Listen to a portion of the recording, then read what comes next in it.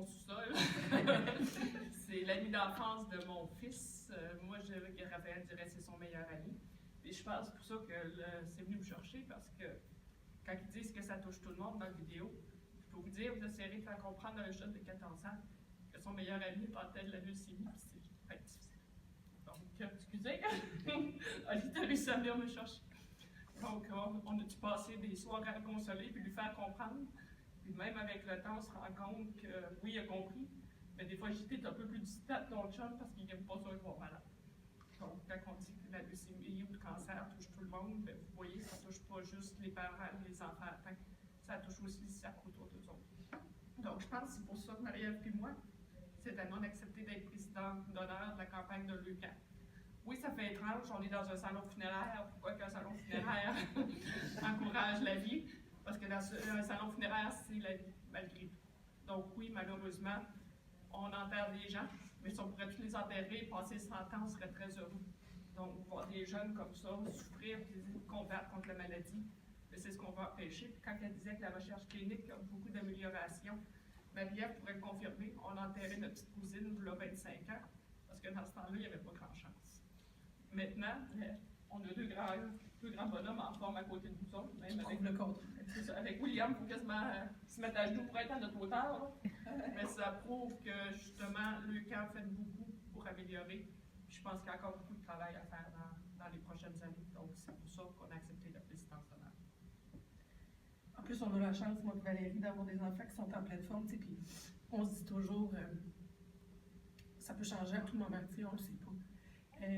Je pense que vous l'avez vécu avec William et Olivier, c'est pas des choses qu'on s'attend du jour au lendemain qui nous arrivent.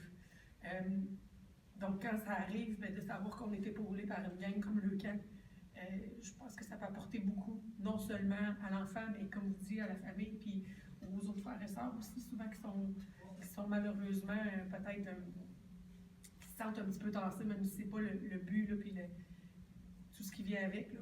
Donc c'est pour ça que on n'a pas hésité une seconde, puis quand on regarde aussi tout le chemin que les deux ont parcouru dans la dernière année par rapport aux deux diagnostics, moi je les ai, comme Valérie disait, moi je connais plus les parents William aussi, j'ai eu la chance d'être là au premier moment, puis de voir l'évolution aussi, puis comment même William a progressé, puis j'ai toujours, c'est des garçons qui sont tellement pleins de détermination qu'on ne pouvait pas embarquer avec eux autres, là, ça n'a aucun bon sens. C'était comme, cette année, tous les astres étaient alignés pour que, on dise oui et qu'on s'implique pleinement. Donc, on remercie tout le monde et tout ce qu'on vous dit, c'est donner généreusement. De toute façon, notre gang, on est une dizaine de l'entreprise, puis au fond de nous qui a accepté dans le parquet. Donc, ça va faire étrange, un salon funéraire, plus de cheveux, mais pour une fois, ça va être nous autres. Il y a des choses pour que ça.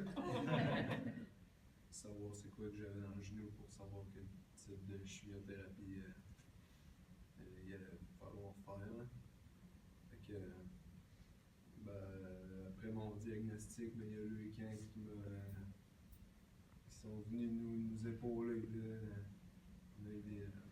On a eu droit de massothérapie à la maison là, à chaque à peu près 3 ou 4 mois. Là. Moi, j'ai appris mon diagnostic l'année passée, puis c'est une LLA, une leucémie lymphoblastique aiguë.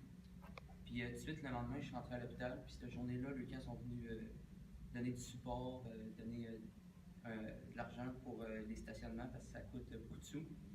Puis ils donnent des couverts, puis des gilets avec des boutons pour le PAP ou le PICLIN, c'est un tube qui passe dans le bras.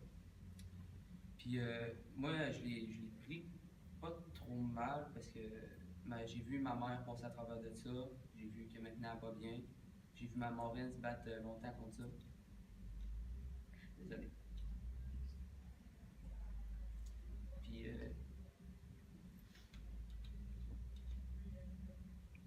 je savais que ma famille allait me supporter beaucoup, puis m'aider à passer à travers ça, mes amis aussi. Maintenant je vois bien, c'est ça l'important. Je peux recommencer à faire du hockey, même si ça a été dur de passer à travers ça. Désolé. On l'a fait. Oui. Merci. Toi, tu n'as pas de maquillage qui coule. Non, c'est ça. Ouais, c'est ça. Les traitements, ben oui, ça nous affaiblit beaucoup, mais en même temps, on sait que c'est grâce à ça qu'on va pouvoir continuer à vivre. Puis à chaque fois que je vais à l'hôpital, j'ai jamais le goût d'y aller, mais un coup que je sors de là, c'est une étape de plus, le temps y avance. Puis j'ai déjà 1 an de traitement fait. Là, je vais 1 fois par semaine pour mes traitements. Comme demain, je vais encore tous les mercredis. Puis ça va finir ça l'année prochaine. Puis moi, j'ai dû recommencer mon secondaire 3 au complet parce que quand j'ai appris le diagnostic, c'était la 3e étape, puis je pouvais pas passer mon année puis aller en secondaire 4, parce que secondaire 4, c'est une grosse année. Fait que j'ai dû recommencer depuis le début. Mais malgré ça, je continue à travailler puis à passer à travers tout ça. J'ai toujours le support de mes amis puis ma famille. Puis c'est ça l'important pour moi. Puis j'ai voulu être porte-parole cette année parce que je trouve ça important de donner aux suivants. Puis comme le camp qui m'a aidé beaucoup, ben, je vais aider les jeunes qui doivent passer aussi à travers ces étapes-là. Merci beaucoup, Olivier. Ça se passe.